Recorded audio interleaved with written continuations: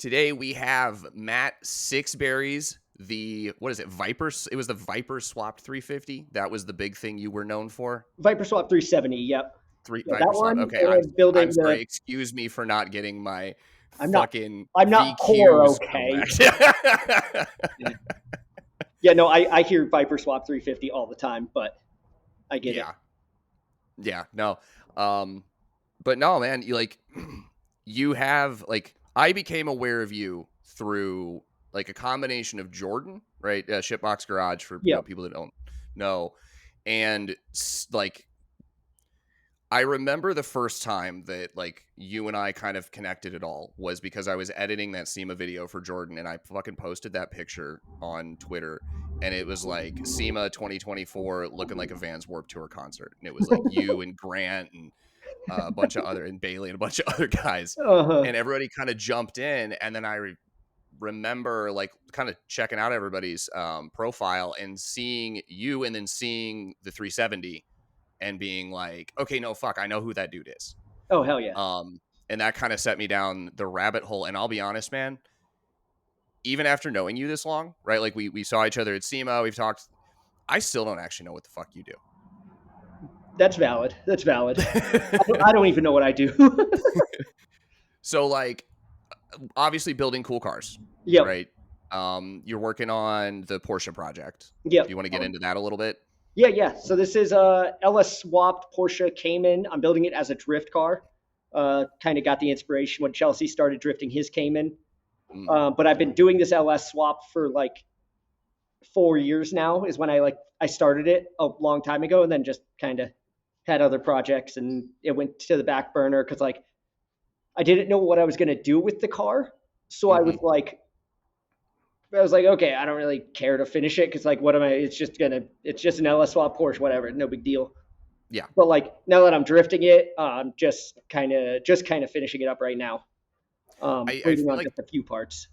I feel like that's sort of what if I had to describe your social media presence, that's kind of what you're known for, is making crazy swap cars. You're fuck it, I'm going to throw this engine in whatever.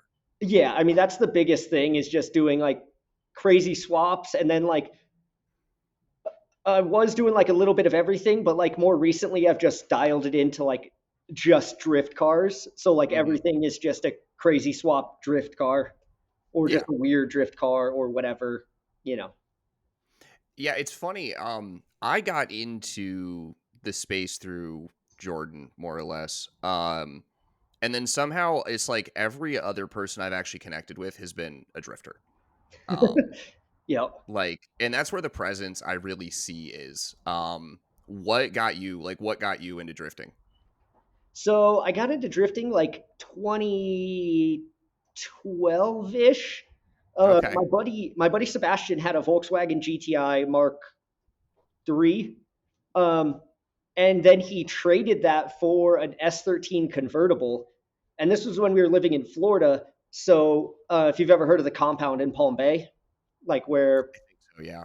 Where everybody, it's kind of street drifting, but kind of legal or turned away from the cops. Okay.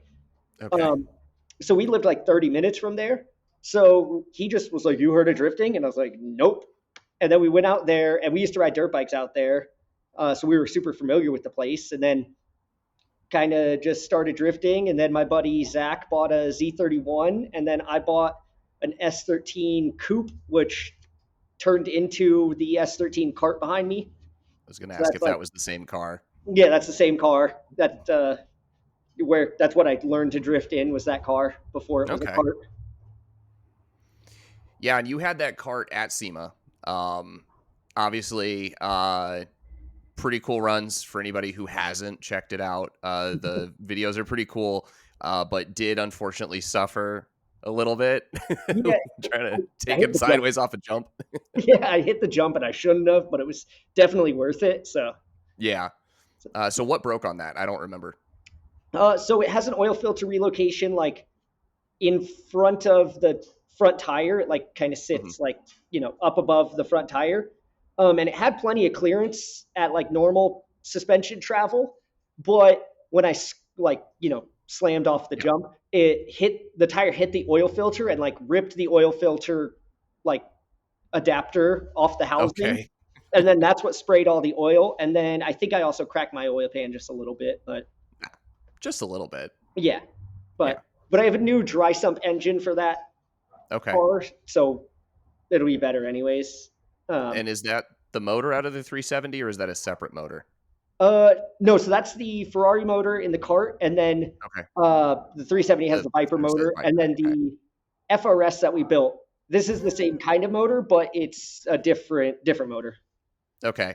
Yeah. And then so you were like, I'm gonna run a Viper motor, I'm gonna run a Ferrari motor, another Ferrari motor, and then finally you're like, obviously, I'm sick and tired of dealing with these motors. I'm gonna go with an LS.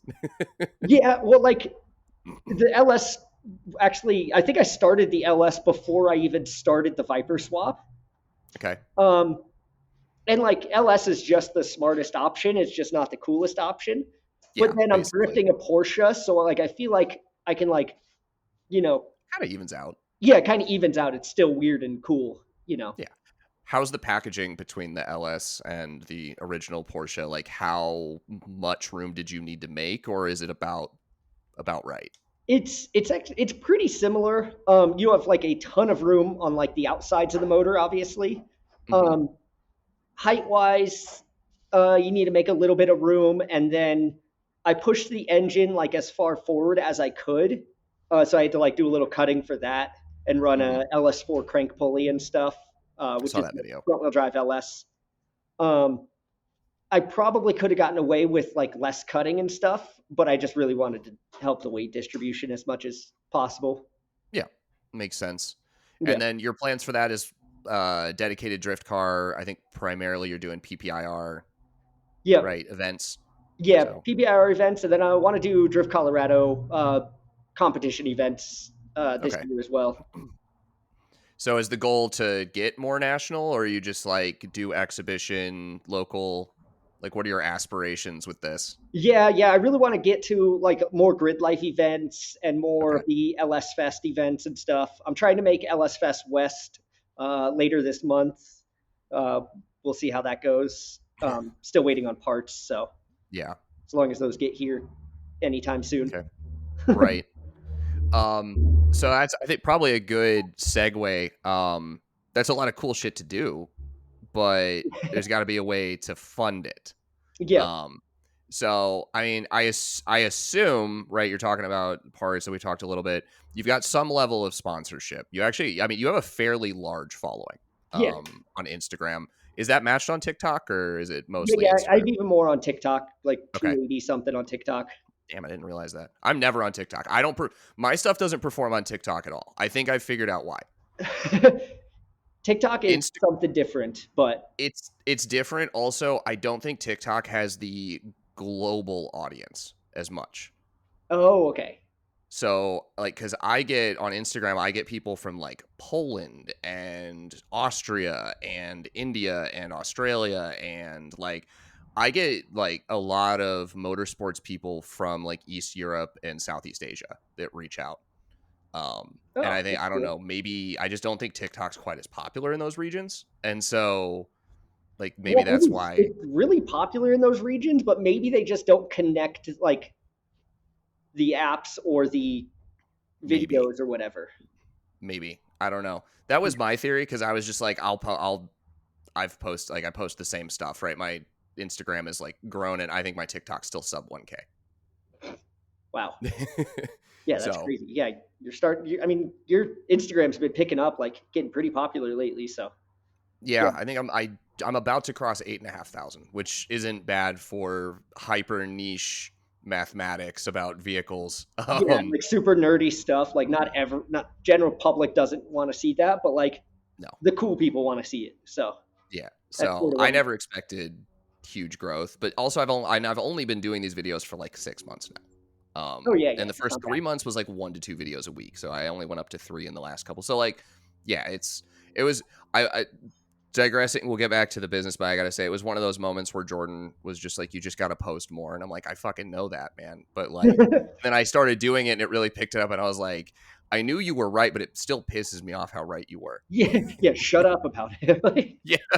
Yeah, no, he tells everybody to post more. I mean, I think he even tells me to post more, but Yeah. I try. But yeah, so like I want to talk about how for you the process of sponsorships has kind of worked because you have a very unique style. Same situation as our other buddy Luke, right? Yeah.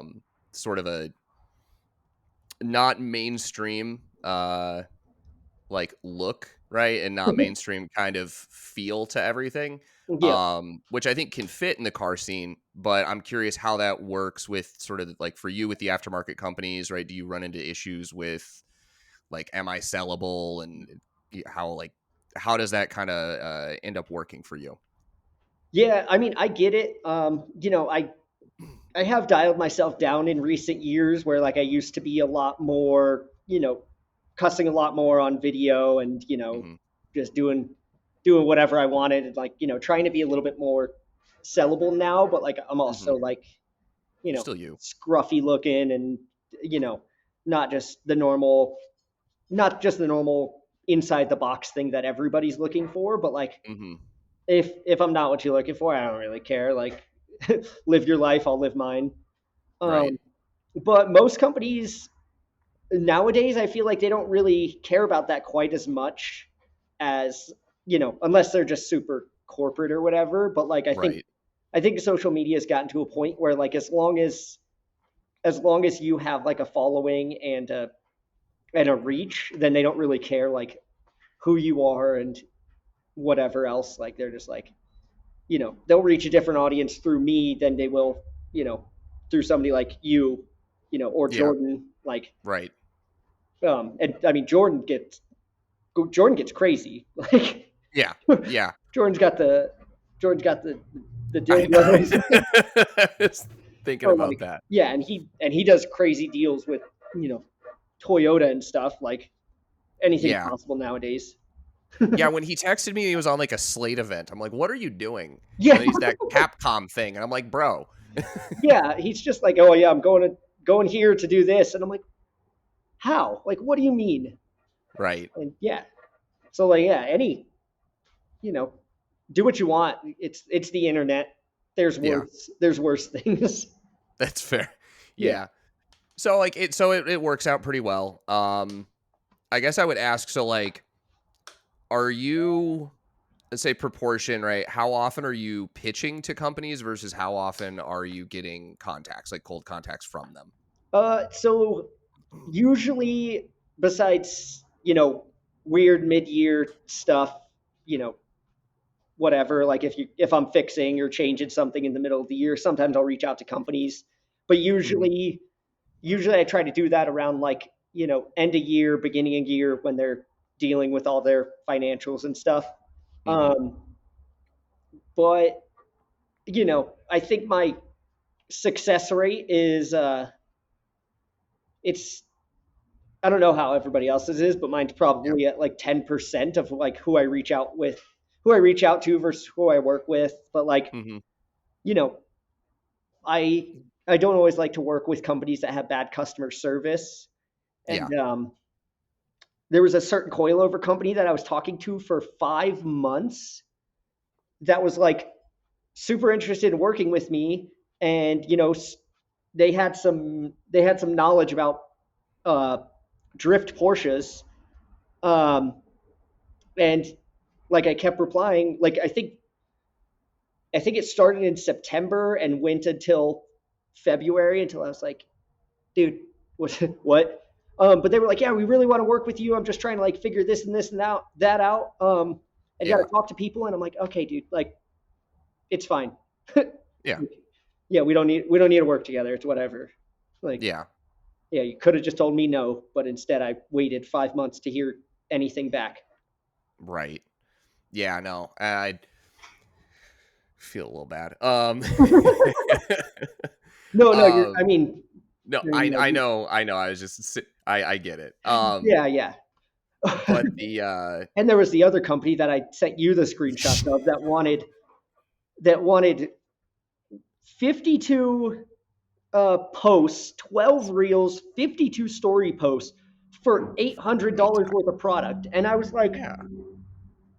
like, are you serious? That's not That's a salary. Like, uh, that's a yeah. salary position. And I'm Yeah, going I to lose a mean, lot of followers over that because they're going to be like, dude, shut up. yeah. No, that's actually a good point to make. When I hadn't quite thought of that, but like getting into, the deals that are kind of having to be made, what have you kind of found as the tolerance for followers with, um, let's say the kind of posts you have to make and the frequency of things you might have to make for specific companies? Like how often can you kind of push those before they start to, just like you said, be like, dude, shut up? I mean, it depends on the company and the product and stuff like that. Like Send Cut Send, I work with them a lot, and Hmm. I could push their product on every single post without getting annoying because what they offer is so unique and it helps with every other aspect of what I'm doing. Yeah. Um, so just like I don't know, can you see my radium catch can right about there? uh sort No. of. Okay. Well, just to plug both of them. Actually, I'm wearing both of their merch, anyways. But Yeah. installing the radium expansion tank, the coolant Hmm. expansion tank, using a bracket that I made through Send Cut Send is a double plug right there. And then Yeah. also I'm working on my cooling system and getting that dialed and whatever else. So it's like I could do that video and then I could do another video where I'm installing, you know, more radium products in my frunk with Send Cut Hmm. Send brackets. And as long as I'm not just keep telling you about my coolant expansion tank that's right here that I installed with Send Cut Send and look at it, look at it, look at it, then Right. I'm not going to mention it again. It's just like we installed it, we're done, we'll move on. Um, so I Yeah. think as long as I do that, it's not annoying. But if I'm given $800 worth of products to last a whole year, it'll Yeah. get pretty annoying. You're like, Yeah. Especially in a drift environment where like $800 worth of products could run pretty quick. yeah, Um, yeah, so exactly. Yeah, you might get one post out of that. literally, yeah, yeah. Yeah. Yeah, no, that makes sense. Mhm. Um, Plus, like you said, send cut send, because you can, every time you have to solve a problem, you can kind of go through them. Yeah, Um, exactly. They're just there, and I've made videos like that where it's just installing a product using a thing I made, and then sometimes I make funny things with through them, like the three-piece wheel steering wheel adapter that I made. Like I so forgot then about that. yeah, yeah. So that's just using their service to make a funny video, and Right. yeah. I'd be curious on the like the economics of a funny video like that. Um, do is that something like where intentionally you're like, okay, here's a funny idea. I'm gonna have to pay for this. I'm gonna have to pay for that. I'll produce it, but I'm gonna make some ROI on this. Is that like an intentional decision, or is it just like, nah, fuck it, it's funny, let's do it? It's mostly just I'm just like, nah, fuck it, it's funny. But Okay. sometimes when I made the Galaxy Gas videos, Mm-hmm. uh before I made those, I was like, yeah, these videos are easily gonna crack like a 250,000 views. Mm-hmm. Um and the Galaxy Gas cost me like $20 and some fittings that I already had around the shop and stuff. Yeah. Um so I was like, yeah, it'll be funny and gain a few followers, whatever. And then I think they did 10 million views on Instagram alone. So that paid like a few $1,000s across all platforms. And I was like, oh, Right. that's pretty cool. Right. Now, unfortunately, Instagram doesn't pay anymore. Um, Yeah. Well, they do pay. They just pay for posts and not reels, but they yes. don't push posts. So Right. So you don't. So yeah, it's like the economics of Instagram now is partnerships and like subscriptions. That's yeah, basically it. yeah. Um, I can't say I've ever considered subscribing to somebody on Instagram. No. But I'm sure there are. This will come back to bite me someday when I make a subscription and people are just like, "Hey, dude." Hey, you said you want it. Why should we pay you? Exactly. Valid. And then I don't know, I guess I've also heard, right, TikTok, I think their revenue share is way down is what I've heard. Is that true, or like have Um, you noticed? I've never really made good money through TikTok just because Okay. uh, I just never with their videos being over a minute when I was like getting huge views and everything back in the day. Like I just didn't know about that, so like I just wasn't getting the revenue. So you were just making the video as the length it needed to be, not Yeah, pushing it to a minute. yeah, Yeah. yeah. And some of them were over a minute, some of them weren't, and it just and I was like, oh, that's weird how I only got paid on this video but not that video. But whatever, didn't really care. Yeah. Um, and then I just don't get the same views as I used to. Um, but Right. but they are doing It's a lot of like programs now where they're like the SRP and the CRP and ABCD. I don't know. Like, I don't know, a bunch of fucking acronyms, yeah. yeah, Yeah. Um, well, and so I think that's probably a good indicator of, you know, like you have the shop, you have the build, you have the cars, you do the partnerships, you have some social media revenue, but obviously not a lot. So you got to be doing something else. yeah, yep, Now I know of one of them, through talking to our buddy Luke, which is right selling parts. yep.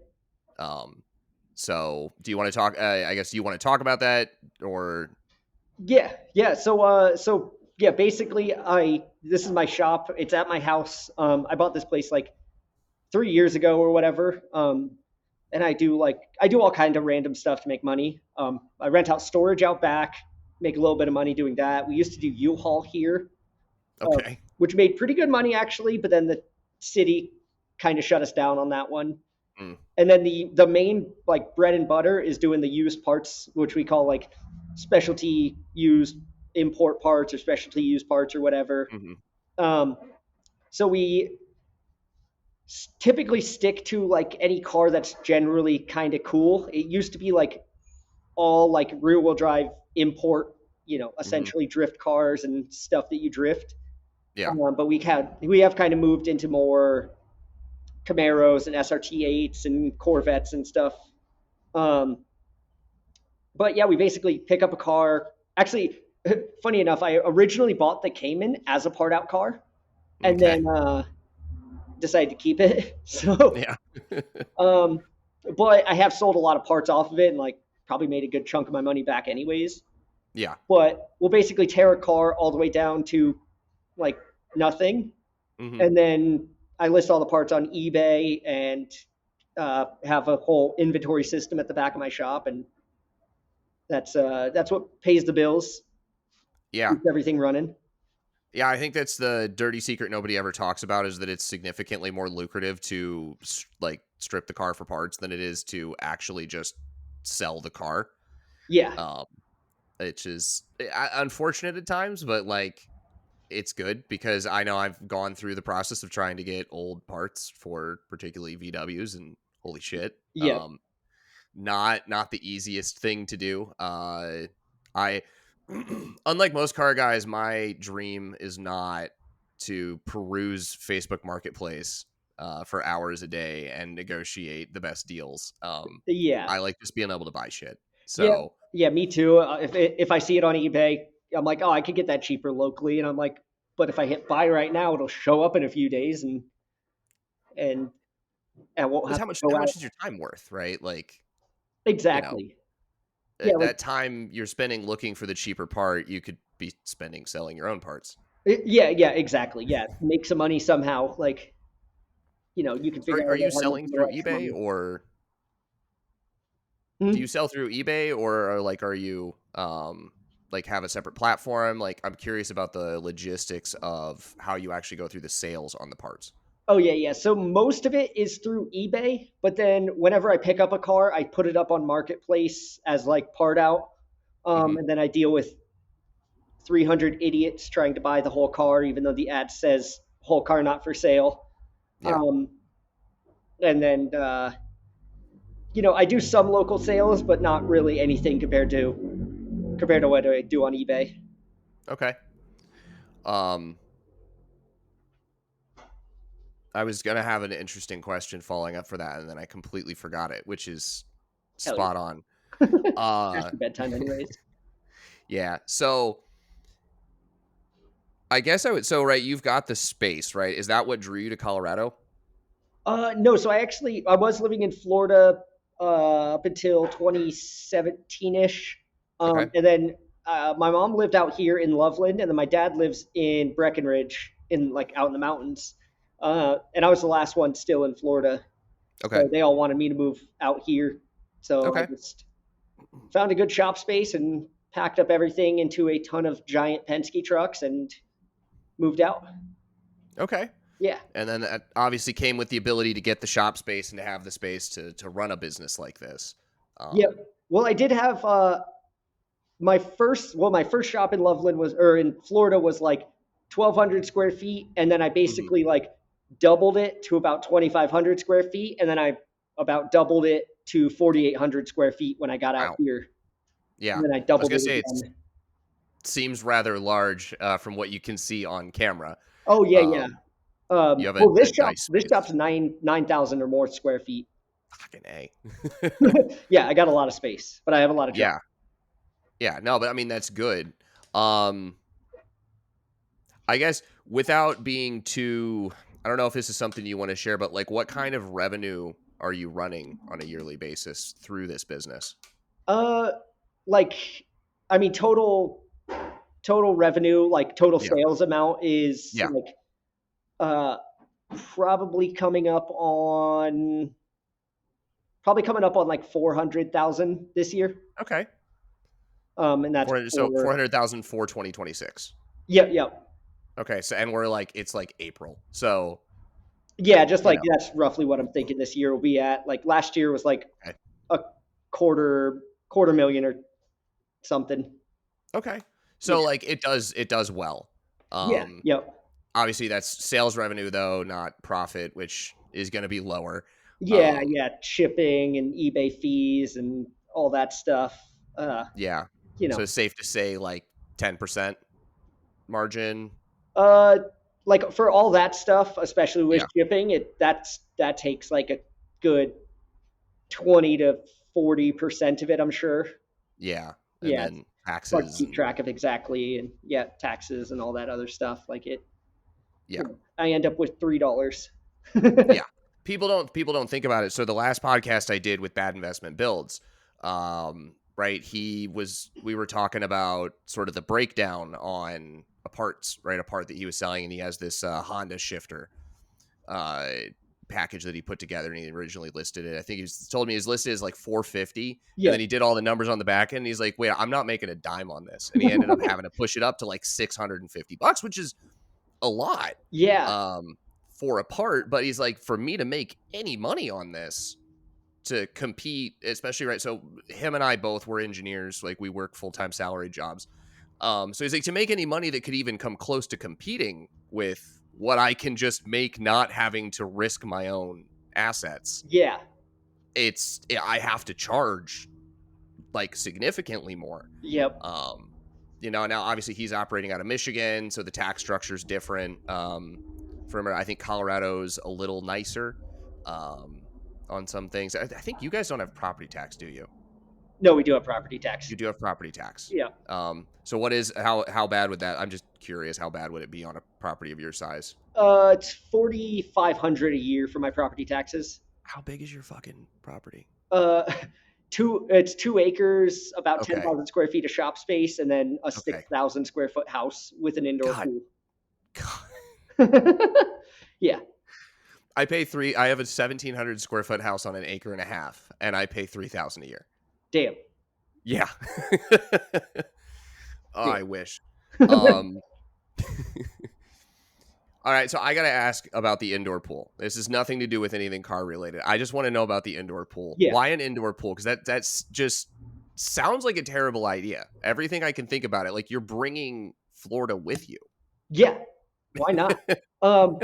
So like I was in the market for a shop, and I was like, looking at LoopNet, which is like Zillow for industrial.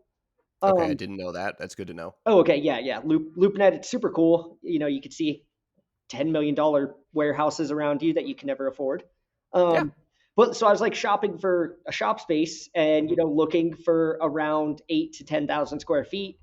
Um, and then uh, I was just like randomly browsing Zillow and came across this property because it's residential. And I was Yeah. like, wait, that has a ton of shop space and it's cheaper than the commercial property. Because Mm-hmm. like the commercial for what I was looking for was like 1.2 to 1.4 million. Yeah. Um, and then I found this place for 800,000. The shop needed full renovation and the house needed full renovation, which we've Mm-hmm. been working on both. But Yeah.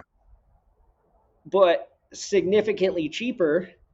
Yeah. So I was like, okay, sick. I'm getting a shop with a free house and saving Yeah. money. And then the Yeah. house just had an indoor pool, which is actually seemingly really rare. Yeah. There's less than 500 in the whole US. Really? Yeah, Okay. including hotels actually. Okay. Yeah. That's surprising. So you might have like one of 5 residential pools in the country, No, if I we're mean being there's a good honest. amount. There's a good amount, and I know of I've seen a few others in Colorado.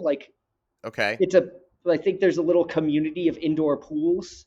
But Indoor pool enthusiasts in yeah, Colorado, apparently. yeah, but it's pretty cool because we could swim all winter. We have a rope swing going into the pool that I There built. you go. We have a balcony jump, and Okay. yeah, Yeah. I mean, I can kind of see the appeal. As somebody who has been constantly losing the war against water, though, terrifies me. it doesn't. I mean, it doesn't lose water, and there is a cover, so and it's heated, so you I just know, imagine the humidity management would be brutal on like the structure around. when we keep the pool warm, the Hmm. humidity in the pool room, as we call it, Yeah. is you can feel it, but when the Yeah. pool's you know cool, not even if it's just a little bit warm, Just like normal there's temps. no Yeah. humidity at all. Really? Hmm. Okay. That would be nice. See, as somebody who has a basement that's half depth that runs constant dehumidifiers, I'm like, Oh yeah. yeah. Well, plus Um, Colorado's just dry, so It is. It is. So when I was right, my dad's army. So growing up, I've been all over. He was stationed in Colorado Springs, like the Blue Fountain area, oh, that's for cool. 2 years or so. So I spent some time in Colorado, and yeah, it's fucking dry. Yeah. Um, Yep. yeah, it is not wet like Ohio. No, or like Florida, where I came from. Yeah, Florida's in another level. Um, Absolutely. yeah. So are you from Florida Yeah, yeah. I was originally? Okay. born and raised in Florida. Grew up there.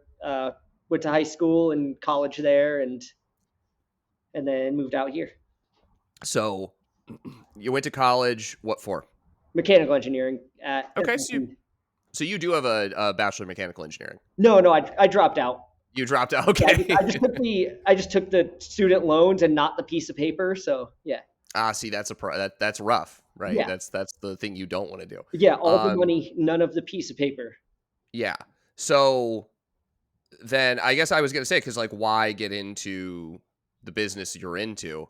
But if you went for mechanical engineering, I assume like you've had a long term kind of love affair with things with engines at the very least. Yeah, yeah. I mean, it's always what I wanted to do was Hmm. build cool cars. Um, when I was younger, I thought ME would be the avenue for it, but I just really didn't want a desk job. Not really. So It's not. yeah, exactly. When I was in school, I was like, ooh, do I really want to just you know, sit at a desk and play cars, or can I just go play cars directly? Yeah. So yeah, that's what I did. Yeah. No, the job security is very nice. It's nice to have a desk job at times, but yeah, you don't get to play cars very much. Yeah, exactly. You're just playing. Best case, you're just playing cars on the computer. You're like, oh, I designed this thing, and now I can send it to the higher up and move on, Yeah. design it the next thing, and never even see it. Yeah, there are some jobs that you get to experience it, but I mean they're rare. Hmm. Um like unless you're in vehicle dynamics like test engineering or something like that, it's Yep, pretty rare that you get to drive anything. exactly. Um yeah. Okay, so you decided to become a mechanical engineer, dropped out. Um let's see, what does it look like from there to your first shop? So towards the end of being in school, I actually had started Sideways Fab already, but it Okay. was just sort of like a little, side gig, working on Mhm. friends' cars. Because like by that time we had all gotten drift cars. Like all of my friends had S chassis or Yeah. E36s. Yeah. Um, so I was just like, you know, I was just the guy working on everybody's car and everything. Mhm. Um, and then and then I was just like, I'm just gonna do Sideways Fab full time. Okay. Just jumped on it. And so, what's the core business of Sideways Fab? So originally, it was like we did full builds for customers, Mhm. um, and we were doing those for a while, and then I was doing like a little bit of parts, on the side, just as I would Mhm. pull them off of customers' cars or whatever, just sell them. Um, but I just got sick of dealing with customers. So I was like, I'll just sell the parts and then build whatever I want to build and then Mhm. not have to deal with anybody. And so that's what Sideways Fab has kind of become, is building your stuff. Yep. Occasionally you'll put out parts you've designed on the website. Yep. That's what the newest one's, what, the rocker arms. Yeah, yeah. The most popular one I have is the rocker arms that Bailey at Pizza Boy Metalworks. We like designed them together, and he manufactures them, and Yep. they're for doing cantilever, push rod, rocker arm suspension, whatever you want to call it. Yeah. Um, and yeah, I they've didn't been realize that he popular. was the one that was stocking those, Yeah, and yeah. He's like actually it's like, almost like a white label. yeah, yeah. He's like fully just white labeling them, like drop shipping them from his place. So Yeah. pretty cool. And Yeah. we're sending them all over the world, which is really sick. That's awesome. Yeah. Yeah, he was talking to me a little bit about that side of the business, like with the white labeling and stuff, which is, I think people don't realize, if you're kind of wanting to get into this space, that there's a lot of white label stuff out there. Um, Yeah, really. and I mean, some of it's good, right? Like this, like what you guys designed, right? You designed it with a specific purpose. And then some of it is you bought something off of a factory in China and, Yeah, yeah. I mean, you're some white label sticking is on it. just like rebranding something that already exists, but like in Yep. this case, it's a custom product that I'm just skipping you know, I'm just skipping the bulk purchase Yeah. and just having him drop ship because he does shipping anyways. So Yeah. Maybe we need another name for that. yeah, yeah, something in between, yeah. Yeah. Yeah. Um, no, that's cool. Because people don't. Yeah, I realized that. Because for the longest time I worked for like vehicle OEMs and then like a tier one tire OEM, and then my current job working for a Chinese tire OEM. Got it. Kind of started to get a peek into the world of like the white labeling, like the white labeling of tires Oh yeah, and the amount of stuff that goes on there. And I was like, I had no idea. Like Venom Power, right? The obnoxious Brodozer tires that you yep, always see. I'm sure you're familiar with being from Florida. yeah. Um, those tires are primarily made by Linglong and Siloon. Didn't know that. They're Yeah, they are made, designed by those two companies, and then they go and they get a Venom Power branding, and they get distributed through Venom Power, but like they're made by Yeah, um, and you're other just, companies, yeah, they're just like, yeah, we just want the tread to look like this, and then boom. pretty much. And you Yep. put the stuff like they design like what goes in it, what compounds are going to go on it. Obviously like Venom Power has to say, but like it's they're made by somebody else. It's not like Venom Power is going around operating a bunch of tire plants. It's Yeah, yeah, exactly. Like just for um some 30 by 14 tires that sell like few and far yeah. between, relatively. Yeah. I have to see if I can still find the picture. I'll send it to you later. There was some of the tires that were in the SEMA hall, the tire hall that were like in the new tech, like I swear to God, like this much, it was tire bead and then the tread. Like there's nothing between the two. The sidewall was literally nothing. Oh my God. Like designed for donks. Which, like Mounting those would be crazy. yeah. No, and then another one I was digging into as a side thing, like I was trying to figure out Accelera, right? Because Yeah. Tire Streets, right? That was big, and I'm like, okay, who the hell is this? And I did some digging, and I don't remember all the company names, but there is the company in North America that distributes and owns Armstrong, also owns Accelera. Yeah, yeah, because Tire Street sells Armstrong. Yep. So they're owned by the same company, but Armstrong is built through one system. And then as far as I can tell, because Accelera was bought off of it's gonna Indonesian company That called sounds right. EP Tire. And EP Tire still manufactures the Accelera tires, but the distribution and ownership is entirely through the company that owns Armstrong. Oh, okay. Oh, interesting. So yeah, and it's like you get into these weird little and there's hundreds of tire companies in China, like just hundreds of them, and this is a majority of their business is Oh, they yeah. make That's these cool. weird off-brand. Yeah. Well, I mean, some of them are good. I love Accelera. It's like they're my kind of go-to drift tire. So, You can't really beat the price, yeah, like for can't beat the performance. price, They've and got they're that. yeah, and they're like super solid. So, like, I guess as long as Yeah. you're like doing good QC on your white labeling, then it works. Yeah, it's so crazy when you look at that. It's like other ones or whatever, right? The Dunlop, Goodyear, Sumitomo thing. For the longest time, people don't know, right? It was like Dunlop, Goodyear, Sumitomo was kind of one thing, and then Sumitomo, which owns Falcon, split off from Goodyear Oh, at some didn't know point. that. But Dunlop it was like shared custody. Like one region got Dunlop. Damn, I keep hitting that. One region got Dunlop, and then other regions for Goodyear, and then like other regions got Dunlop for Sumitomo. I think it was like in Japan and like Asia, Dunlop was actually a Sumitomo tire.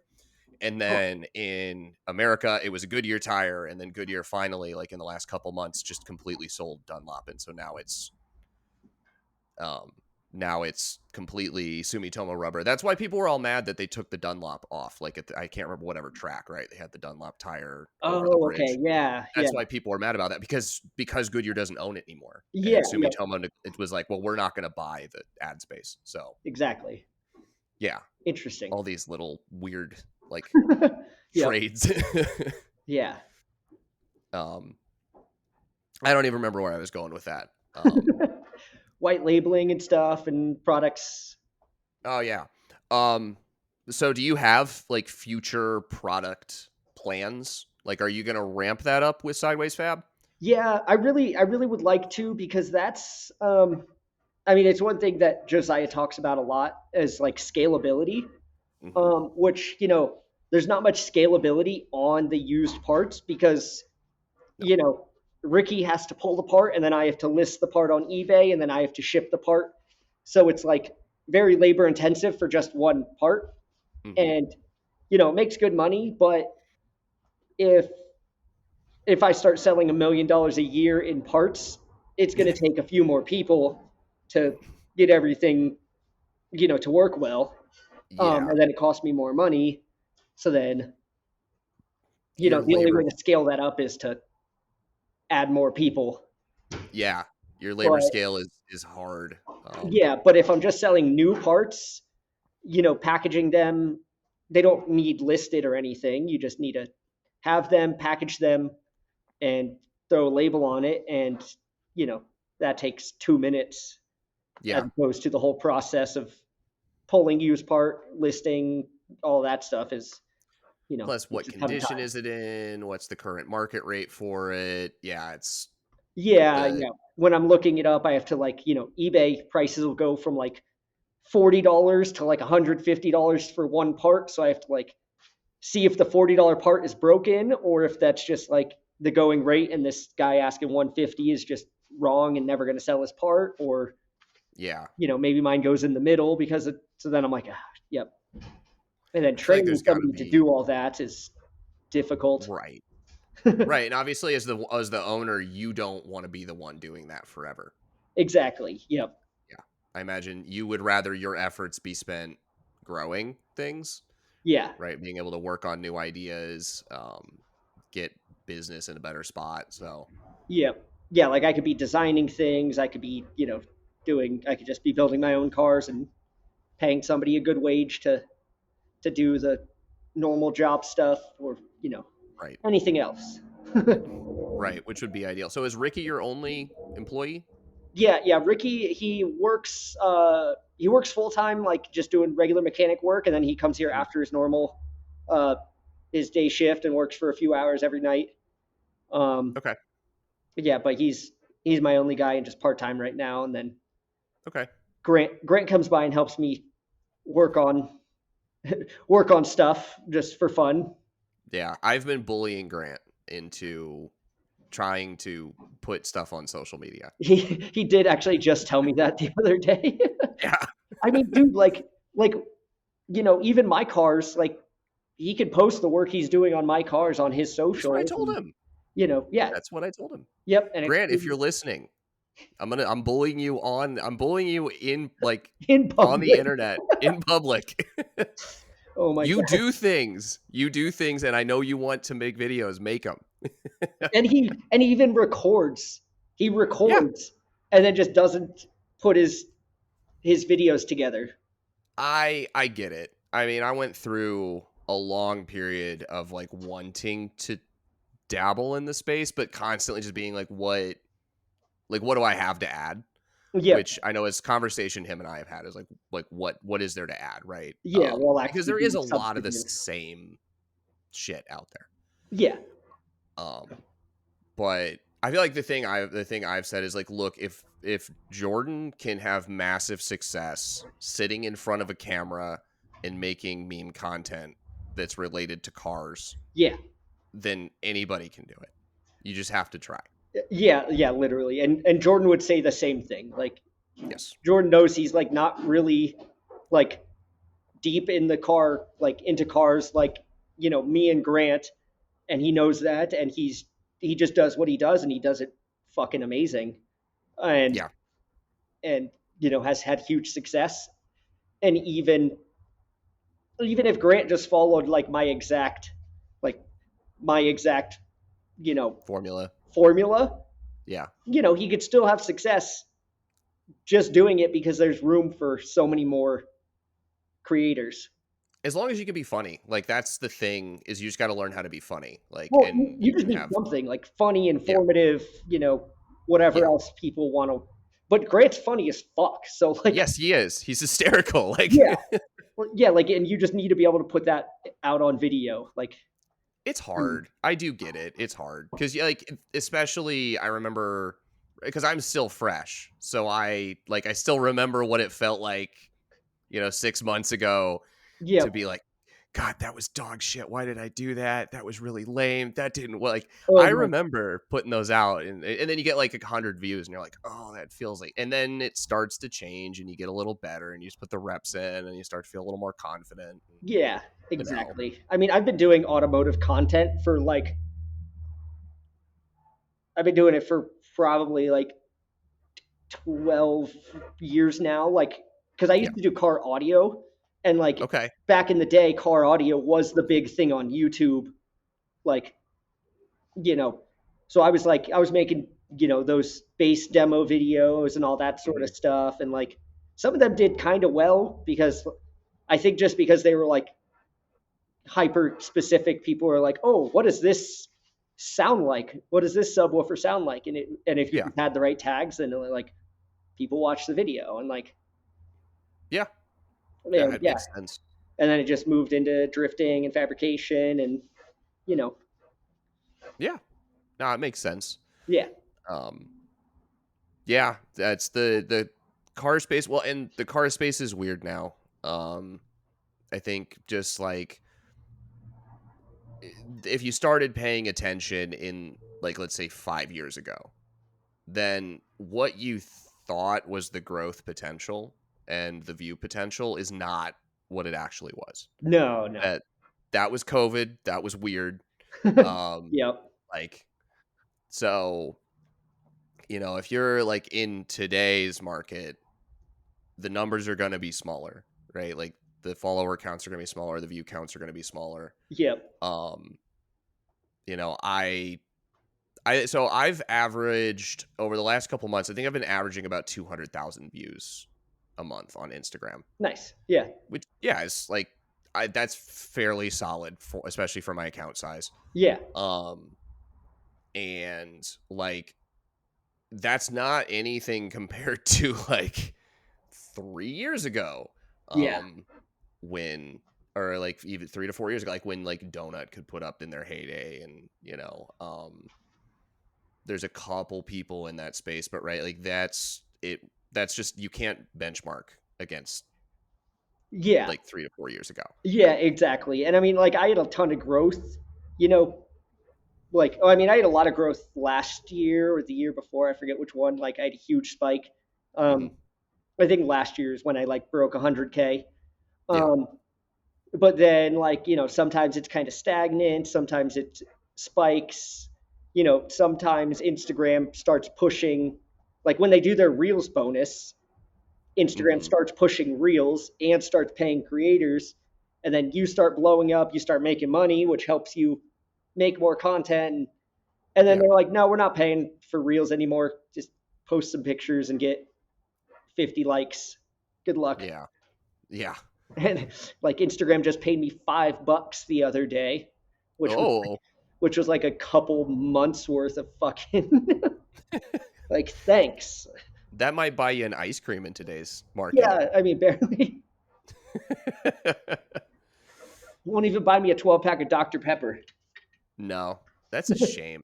God, the economics right now are so screwed up. Oh yeah. Um, yeah, I have like I have a massive expense. Because I swear to God, I've told this story multiple times, but like I'm still living through it, so it's still in my head. Uh, I was redoing my bathroom in this house, and I saw that like the sheathing, right, so the wood layer, outside the studs was like rotted out. Yeah. And of course, I found like a dead mouse and crap in there too. So like I don't know, that mouse is probably part of it. But right, there's like water damage on some of the boards, so whatever. I supported them. I was putting the tub surround in and everything. I got a siding company that did part of my roof, to come out and check it out. And they're looking at it and they're like, okay, so I have some bad news for you. The material, I don't remember what it's called, but the material on the siding, the house is built in the 60s, no longer to code. Oh. So that's got to go. And he's like, well, and of course, by virtue of doing a proper house wrap, I need to wrap around the corner. If I open the corner, I see more. County inspector sees more. Now that has to go. Whew. So this 3 by 3 square foot like area that needed to be fixed means I need to get entirely new siding, sheathing, gutters, window, like the fucking Surrounds. exterior window surrounds. Yeah. That's Yeah. Yeah. fun. For my house. And so that's going to cost. And I also have a leak in my garage roof. So that's going to get fixed because I have a detached garage. $28,000. That was how I felt. Um, Yep. yep. And I'm not financing it. Oh, So that's gonna be fun. I got a 0 interest loan from my parents for half, and I'm putting down the other half. Sick. Yeah. So I'm going to owe them a couple $100 a month for a few years. Yeah. Yep. But And yeah, I got to get all new siding. yeah, and then that company is gonna make bank, and they're gonna pay their employees a shit wage, and like, They're a small company at the very, like it's like a, owner operator kind of oh, thing. okay. I So mean, yeah, that's a lot better, but like, yeah. yeah, most of the time nowadays, like the company's making bank, and then they're still trying to pay, you know, essentially minimum wage for like the installers and everything, and like, Yeah. yeah, Now, I'm sure there's probably a little bit of that going on, but like as the one day, like I went to drop off the deposit check because they were like, you can mail us the check. I'm like, I'm not mailing you a $14,000 check. Um, sorry, it's not happening. So I drove out to their office to drop it off, and like I guess the receptionist had called in sick, and so the owner was at the office, like taking care of her Well, that's stuff while cool. doing his job. So it's like, yeah, it's a warm fuzzy. Right? You don't see that very often, which is the Yeah. reason why I go through them. Yep. Uh, Yeah. but Valid, yeah, so valid that's reason. been my like. Hey Mike, why isn't the LS400 doing anything? Well, because my house is taking all of my money right now. Yeah. Um, Yeah. No, I'm in the same boat, except my house needs a whole lot more work, and my shop needs work, and I also mhm. have one, two, three, four, five, six, seven, eight, nine cars, I think. And how many of them run? Right this minute, one. This one will run. This one did run, Okay. and it like will run within like, yeah, basically any time now. Like I Okay. think I probably could start it up right now, but there's probably just something loose or whatever. And then the Yeah. cart just needs fixed. It ran until it didn't, and then and then So I it hasn't run since SEMA. no, I still haven't fixed it. Like I Okay. looked at it and I'm like, nah, I'm not. And it was winter until it wasn't, and then Yeah. it Yeah. stopped No. being winter way quicker than I was expecting, even though it was right on schedule. So, It did. It was this, at least up here this year, it was very much like this is winter. It was really freaking cold. And then all of a sudden, it was like, actually, we've been having weird ones that were always like, it's 30, it's 70, it's 30, it's 70. And it'll just be like, it's been swinging back and forth for like a month and a half now. no, honestly, we didn't even have winter this year. Like it barely snowed like a handful of times. Hmm. It got cold a few times, but like it was in like the 80s a few weeks ago. Like yeah, like I should have just fixed this thing right away because I could have been driving it, all year. Yeah. But yeah, I was just like, oh, it's winter time. I don't need to worry about fixing it. And then Yeah. it was never winter, and then now I have a drift event this weekend, and none of my shit's ready. So, Yeah. I feel like that's the eternal, kind of struggle with the car guy. Is getting your stuff ready, which is why I've never actually managed to pull that off yeah, because nothing's ever done on time. no, Uh, no. I mean, I'm usually pretty good about it, but like uh, this one, I'm still waiting on parts, which uh, aren't going to show up before this weekend. So I'm like, okay, sick. yeah. And then we're working on the burnout Justy with the Turbo LS, and Hmm. like that might be done by this weekend, but fucking who knows? Right. So yeah, I mean, it is Wednesday night, so you've got 3 nights if that we're supposed to leave ish. like Friday, which I Okay, might so just leave two, Saturday morning anyways. But like, yeah, yeah, 2-ish nights. yeah, exactly. Yeah. And Okay, instead, I'm here that's doing plenty of this. time. Yeah, but Grant will be here tomorrow night to help. So there's that. there, there you go, and then he can make a video, and post it. Hopefully. So, all right. Um, so this has been fun, but coming up on an hour. I know you got stuff to do. I have sleep to have. Um, it's 10 o'clock here, and I am an old man. So Yeah, it's fine. Yeah, I'm gonna work for a few more hours tonight, hopefully. yeah, So so cool. This is fun. yeah, Is hopefully people get something out of it. yeah, we were just Is rambling a lot for a lot of it, but whatever. it's that's you know what? It's not as bad as the one I did with Luke. Yeah, honestly, Bailey. Speaking of which, Bailey still hasn't posted me and uh, our podcasts from PRI, Yeah, uh, but yeah, I was there when they were filming Luke's, and I was just like, it's just like dying in the background, like, yeah. You but it was can't fun. stay on topic with him. Yeah, Um, uh, I have a call with him tomorrow to plan like when I'm going down there to figure out like what's the deal. And I know it's going to be an hour-long conversation because to get like the 15 minutes of. yeah, it happens. So I guess before we go, do you have anything you want to plug uh, other than you? Other than me, I mean, No, not really. Okay. They know where to find me on Instagram at Yeah. Sixberry. If they don't, Yep. then too bad. I don't know. And and then Screw them. I don't want to annoy them by talking about all the companies I work with. They can see that on my Instagram. There you go. The companies don't That's pay me enough to say it on a podcast, anyways. you heard it. You heard it here first. You guys don't pay Matt enough to plug. The companies just get lucky because when you send me merch, I will wear it, and like it's just cool. Like I've been wearing the Radium hat for the last like couple weeks or whatever, Yeah. and then like this is just the shirt I put on. So like, There if you you go. send me merch, I'll wear it, and I might end up on a podcast. Who knows? When's the last time you paid for a shirt? Ooh, probably at a show. Okay. Yeah. Yeah, I was thinking band T-shirt would probably be yeah, yeah. I bought one from for Grant from Dropout Kings just a few days ago. But yeah, okay. unfortunately, I'm not cool enough to get free band merch yet. But eventually, maybe. So, Yeah. Maybe. yeah. That's it's also I sorry, I fucking rambling again. Oh wait. I actually did get free band merch from Pierce the Veil. I was gonna ask if Yeah, is that the Pierce the Veil car yeah, moment. yeah. I did get free merch for that. So like, That's pretty cool. yeah, It's super weird to just like because of how many people like all of us are kind of like a lot of us are in this similar age group, right? Like yeah, I connected with Jordan, who's the same age as me, and we're about the same age, and then Bailey, right? We're all about and Luke and yeah. Josiah and I are also the same age, so he's also only in his mid-30s. Oh, I didn't Um, even realize that. yeah, no, Hell yeah, he's got that. No, he's got that kind of look where you can't tell if he's like, are you older? Are you younger? Right? It's hard to say. yeah, But yeah, and then everybody's into the same fucking music. yeah, yep, yeah, exactly. Yeah, that's been one of the cooler parts.